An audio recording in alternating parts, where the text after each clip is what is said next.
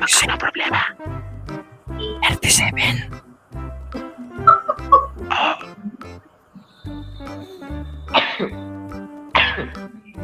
Sige na, wag nang problemahin yan.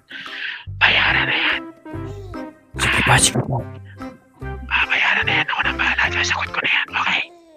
Okay po, okay. Pabalita. Sasagot ko na yan. Ayusin nyo na yan para wala nang problema.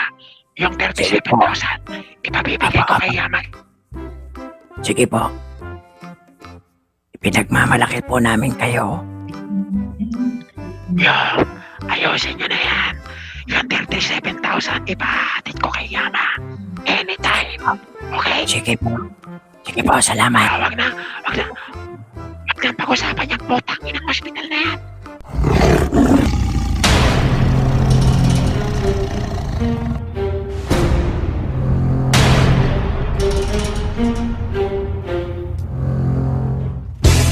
Sumbong mo kay Tirso. Magtulungan tayo laban sa mga tiwali at mapang-abuso. Live sa YouTube at sa Facebook. Makipagtulungan at makipag-ugnayan. Araw po, ako po si Connie Sarmiento, asawa po nung namatay po dati niyo pong tinutulungan.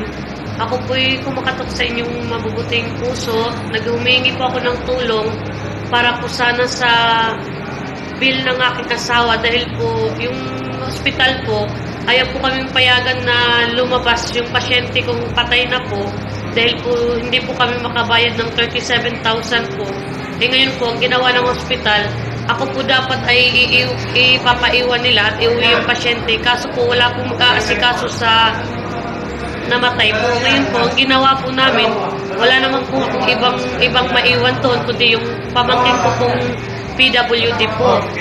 Kasalukuyan po, doon pa po siya ngayon sa hospital po dahil hindi pa po namin na-settle yung bill po. Ako po'y kumakatok sa inyong mabubuting puso. Sana po yung matulungan niyo po ako para po may labas ko po yung pamangkin ko po naiwan mo doon. Sana po matulungan niyo po ako. Maraming salamat po. Maya Payaldo, kay Kayungan Kabalen, nandito tayo ngayon sa ospital na kung saan babayaran natin ng ating sugo na ipinadala na upang maresolba ang problema nitong ginang na namatayan ng asawa. Sabi ko nga, palagi tayong merong miracle pag sa pamilya ni FLM. Kasama natin ang pinakamagandang kanyang sekretarya, si Marian Rivera. Ay, Angel Locsin na ngayon.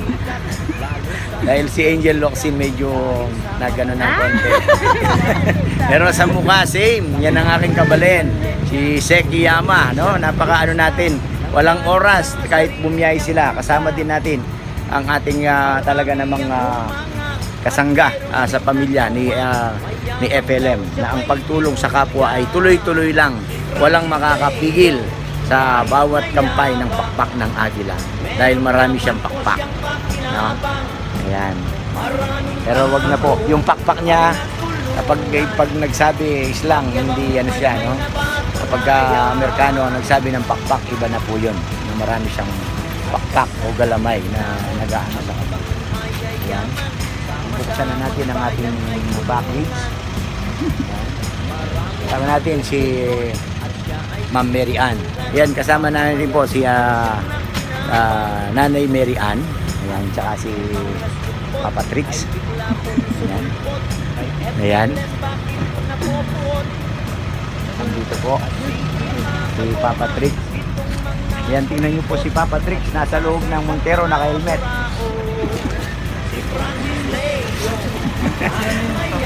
Kapag-G. JC Brown Squad. Nandito na silang... Tinang si Sir JC Brown Squad.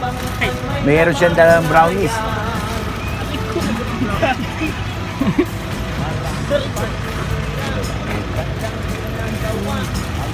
What's up, man?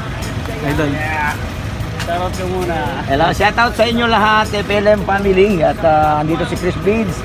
Ayan, ang ating idol. Yan, JC Brown Squad. Ayan. Chris Beads. Shoutout sa 3 bilyong tao na nanonood sa atin ngayon. Ayan. May comment, sir, ha? Ayan mga comment. Ayan, kasama natin ngayon ng ating mga... Ito, kung kailangan tayong kumanta sa taas, kakanta tayo. Ayan. Kasama natin si Cesar Montano.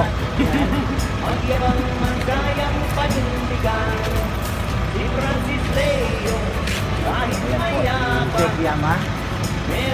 Asis pa rin, kumakain pa rin siya. Kamukha niya si Angel Locsin, sir. Angel Locsin na yun. Hindi na Maria Rivera. Ano pa lang si Sek? Katawan pa lang Angel Locsin na. Pero yung gandang-ganda kapampangan yung kabalo natin kaya maganda. At siyempre si Nanay Mary Ann. Angel Locsin na. Ito na yung... Ayan na yung, ayan na, andyan na. Andito na Kasi po ang yung bandang- ating... Meron ba tayo may ano, may sabon sa loob? Naka-Fortuner. Layo na ito naman dito sa katulog. Hindi para makapermission. Pero ganun talaga, tatanggapin ko yung Naka-Ducati. permission. Walang problema kung pwede yung permission. Yung Ako ko na-involve dyan sa kahit anumang illegal na actividades. yan, meron tayong nag-comment dito, sabi niya, reconnecting. Kahit hold dapat, kung ano man.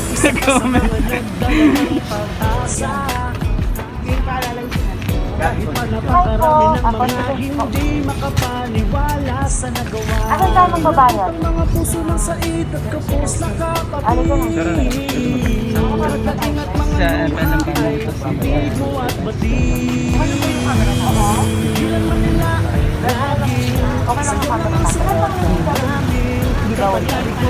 kahapon kasi nagpunta kami dito. Ay, nung pumunta po kami dito. Depende. Tapos may kasama kami police.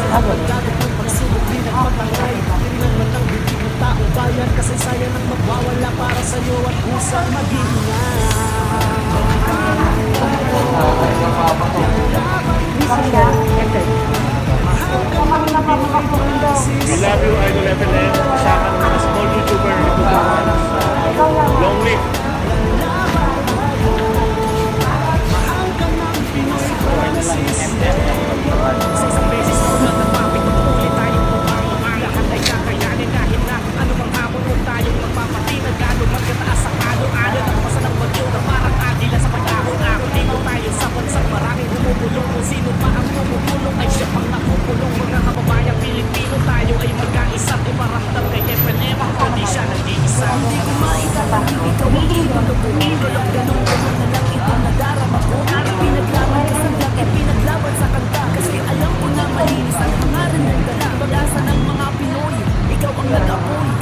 Manila?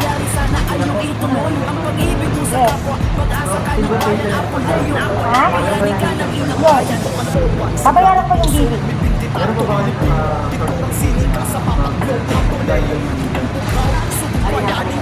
Sir, ako na ba yung ano ko? Ako yung, alam mo yung test from Medical City? From Medical City? Rapid test ko, dala mo? Pwede picture na lang?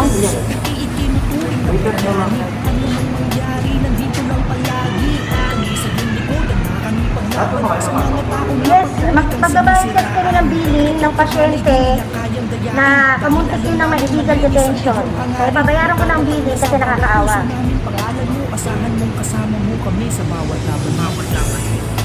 We support FLM.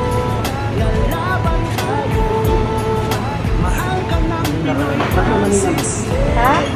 We support Tanawan, Quezon City.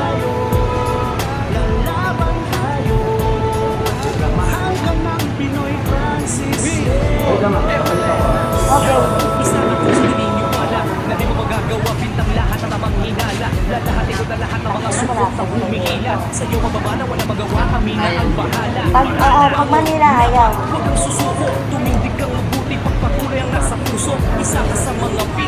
Meron ligtas kami eh. Nag-iwan lang eh. Kasi mag-total normal ako sa condo eh. Ayan o. Ito lang. Walang signal eh.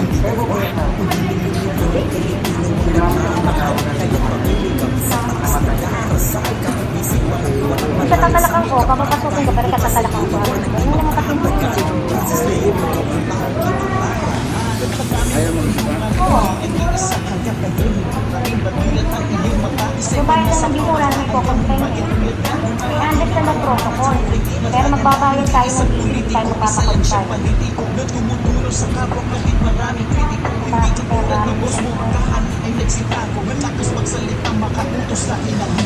Francis Leo sa Pilipinas, ikaw ang buhay na bayani.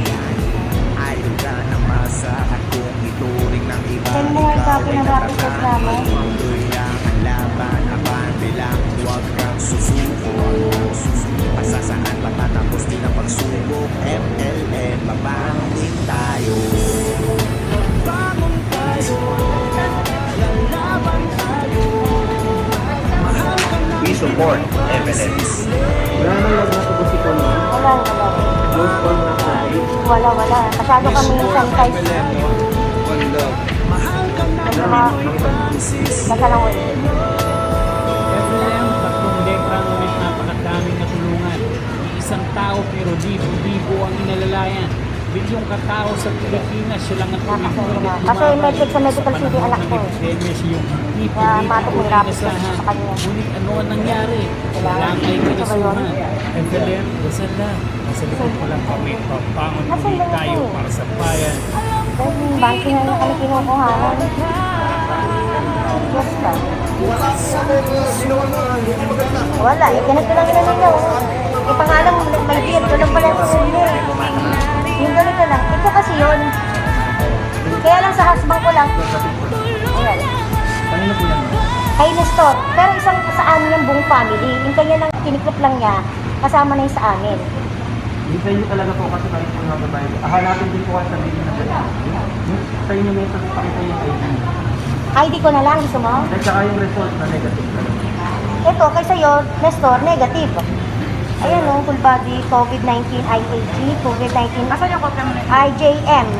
Asan ba may deal? Wala sa sasakyan? Dati may dati po yung aras. Wala eh. Dito lang sila. Kaya lang, pinapasan ko sa anak ko ngayon. Sige po. Thank you.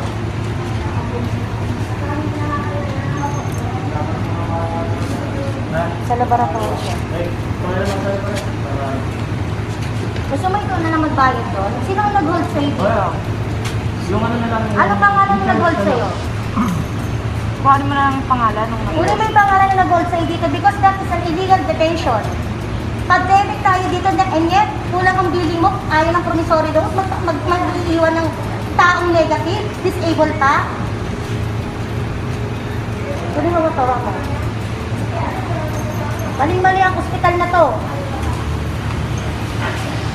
Anong pangalan nun? Sakunin mo yung pangalan nag-hold. Nag-hold ah, bayaran mo na sa taas, hindi na ako aakyat. Yung nurse na sumalubong sa'yo, dumating ka rito sabi niya ng gabi, o dumating ka pa. Oo, huwag ganun ang trato ng pasyente. Lahat tayo may nagaling sa hirap. Nasa emergency room po po yan. Masyado po bastos. Tapos Private ba to? may hingi ako ng promissory note, hindi daw po pwede, hindi pwede. Ang gusto niya mangyari, mag-iwan ako. Eh, hindi naman pwede ako mag-iwan dahil namatay na yung business ko. Ang ginawa niya, umuwi ako, ginawa ko yung pamangkin ko dahil wala naman akong ibang 21 above. So, iniwan ko dyan, 24 hours halos. Tapos nakaupo lang doon sa labas. That is illegal detention.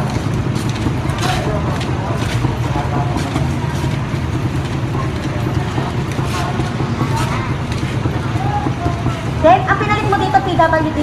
Okay. Pasakunin mo yung pangalan na galing sa'yo pati itong ospital. Akin na may yung wallet, sa libo ka. Ay, tayo, magkano pa na ha? 27,000. Okay. Akin na.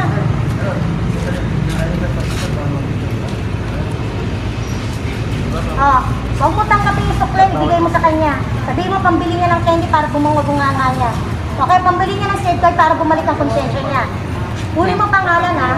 Yan ay galing kay Francis Leo Marcos.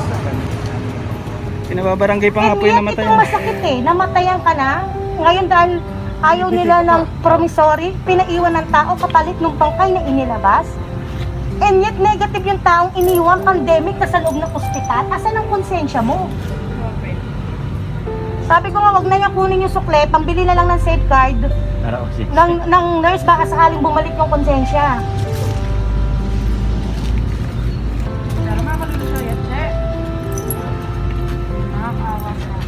Nakakaawa. Si ate ay wala pa. Eh paano po kung walang FLM at walang katulad nyo? Oo. Si Francis, talagang si Francis hindi mapakali eh. Alam niyo naman si Francis, hindi lang yung pang pang bigas at pang emergency cases, hindi na nga lahat pinopost eh. Sa totoo lang hindi lang lahat nagpo-post, nagkataon lang na ikaw yung yung nasa time na yon. Tapos ganun pa. Maling-mali ang ginawa ng ospital na to, maling-mali. Maganda yung hindi lang siya yung Pwede nilang i-hold yung yung death certificate eh. Pwede nilang i-hold yun eh kasi kailanganin din ng yun eh. Hindi malilibing yun eh. Pero ang i-hold mo taong negative sa COVID, na sa pandemic tayo, papaiwan mo sa ospital, PWD ba? Eh marami na nangyari yun. Wala lang nagkataon lang, nagka-contact sa akin yung Ali, hindi naman kaya.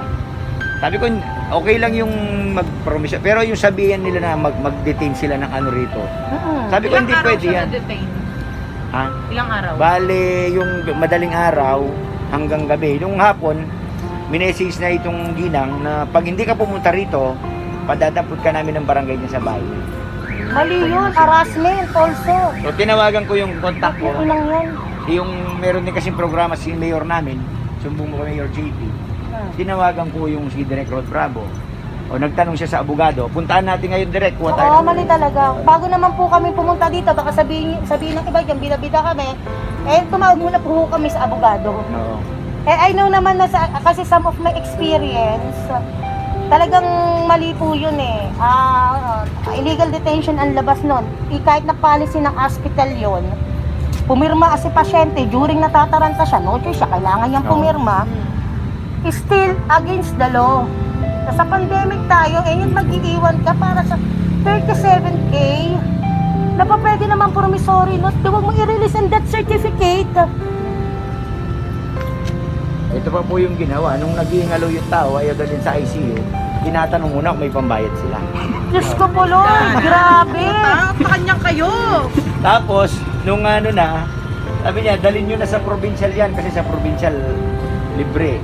O wala po kaming ambulansya. Baka po pwedeng ambulansya. O sige, palalabasin namin yung pasyente, 8,000 yung ambulansya, tapos bayaran nyo muna yung 37,000. Tunay dana. Imposible. No choice talaga yung tao. May daya po anta. Oo. Maling-mali kasi. Asan yung ng doktor na unahin nila yung pagsasalba ng buhay? Oo, nasa batas naman na natin yan. Kaya lang kasi kapag ikaw wala kang alam sa batas, kakayan-kayanin, doon ako nang gigigil. Ngayon ito pinalabas yung babae, yung asawa. Siyempre, walang kamag-anak na iba, kundi yung kasama ng PWD. Sa ospital. Yung PWD, siya ang naiwan. Tama ho ba yun? Marami pong cases na ganyan, no, mga kababayan. Huwag kayong matakot. Hindi nila kayo pwedeng pigilin o i-hold.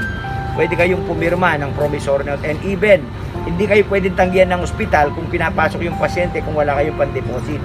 Katungkulan nila yon bilang sa pagtatayo nila ng ospital. Di ba inano na ni Tatay Digong dati yan? Oo, mali talaga. Kaya lang kasi yung mga private hospital, may sarili silang policy na inililito nila sa pipirmahan ng pasyente. Ngayon, hindi papasok yan. Siyempre, kailangan magbayad ka sa balance nila. Pero, subalit datapwat, pwede mo na lang sana hindi pilalabas yung bangkay eh. Oo. Pero yung sabihin mong bangkay, palit buhay na tao, tapos panahon ng pandemic, COVID tayo, that is illegal detention. Wala yung conscience. Pinasobrahan na po natin yung pambayad sa ospital, pambili po ng safeguard, baka sakali magsibalik ang kanilang konsensya. Yan, commercial pa tayo. Commercial tayo Nanay ngayon. Mary. Kamot matawag sa akin. Sa akin nga. dapat skin fuel lang yun. Para community. Ay, hindi pwede. Hindi tatalab sa kanila yun. Wala. Kahit naman yung nurse, kumbinsido na mali yung sistema. Anong hospital yan? Paabot daw niya yung problema sa taas. Premier. Yan. Nakakaawa si ate. Pampanga Premier Hospital. Tabi ng dating daan. Tabi ng dating daan. Sa mga gusto magpa-konsulta.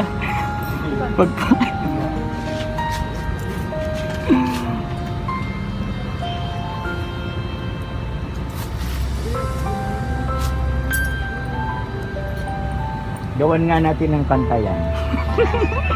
Nako. Okay, sample nga sir, sample nga. Ang kanta ng premiere. Sample nga. Sino may mayari nito? Hindi ko alam.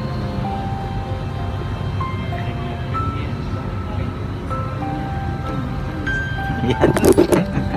Kinding-kinding. Ano? Bagong daan na, bagong patakaran. Magbayad ka para di ka. Hindi, akma dito yung inadapt nila yung bawal lumabas. Oo nga no, bawal lumabas. Oo. Pag nag-comply ka lang. Pero pag nag-comply ka, Panggap rin Doon pwede ka na pala ikaw lumabas. Iniwan mo yung kapamilya mo. iniwan mo yung kapamilya mo, ay, pwede ka na palang lumabas. Grabe. Opo, si Kuya Terso Romantic. Ayan. Sa mga ka-FLM dyan, ito ang isa sa talagang adikain ng ating pinuno, no? Ang tumulong sa lahat ng pagkakataon. Buti na lang may mga talagang rescuer tayo na andito. Akala ko walang ganyan sa atin. Ano ba yan? Dayo siguro yan. Dayo. Yun po ang akala ninyo. Kahit saan meron. Kaya kailangan, kahit saan merong FLM. Ayan. Kung sa Maynila, wala. Pwede magdemanda yun ng matayan. Yari kay Sila pa Yorme. magbabayad yan. Oo. Sila ng pao ng attorney. Shoutout po Kuya Terso Romantico. Halap ni Hello, hello. Yan. Sa lahat po ng nakikinig. At nakikita natin na buhay yung adikain, buhay yung ang espiritu o spirit ng pagdadamayan, pagtutulungan na sinimulan ni FLM. Ayan, kaya yung mga konting sigalutan, ano muna yan? Ano muna natin, isang tabi muna natin. Dapat magkasundo tayo. Dapat tayo ay magkakapatid, magkakapamilya. may nag-comment. Pag-usapan natin. Sabi, apalit ganyan talaga. Kaya away-away. Away-away. Sa private hospital mukha sila. Away-away.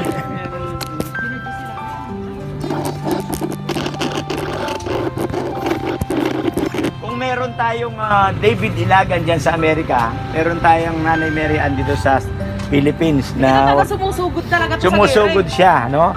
Ito yung baraka. Kung may barako doon, may baraka dito. Napakaswerte ng may-ari ng ospital nito. Wala siya ngayon. Dahil kung na-tsempuan siya, lusaw. Baka naman mamaya may nagtimbre. Ayan. Napakaswerte ng may-ari. Private po ba ng hospital? Yes. Pagka nakaway mo si Ma'am Marian, mangilabot ka na.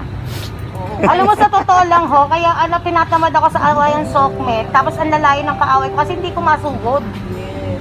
Yung puro ngawa lang, ngawa. Kaya yun. Kasi nung panahon nun namin, di uso pariniga, na abangan sa gate. Napangit na sa recess. Dati po siyang may hawak ng welterweight division. Tanginan to. Asan ba yung ano nito? Asan ba yung pick up nito? Mabutas na yun dito. Dahil wala ka nang bubutasin. Nabunga nga ba ako doon? Hindi naman. Oo, nagpunga nga ka kaya. Ang lakas kaya na yung ganito abot, kaya napupunta ako. Okay lang po, at least nakikita nila na may gano'n na ano. 20%. Hindi kasi mali ang sistema nila. Ang nilalaban natin Hindi yung ko alam karapatan. kung mga to, kung akala nila sa buhay nila, hindi rin sila mamamatayan. Alam niyo ho yun, yung porkit mahirap ka, porkit wala kang alam sa batas, kakayan-kayanin ka ng kaululang policy nila. Ang malaking tanong dito, kung hindi nabuo itong pamilya ni FLM, paano yung mga katulad nun? Paano sila? Iiyak na lang. Yun na yung ano. Dapat sa second floor pa ako, hindi kami pinapasok. Di pinarinig ko na yan doon sa guardian nurse.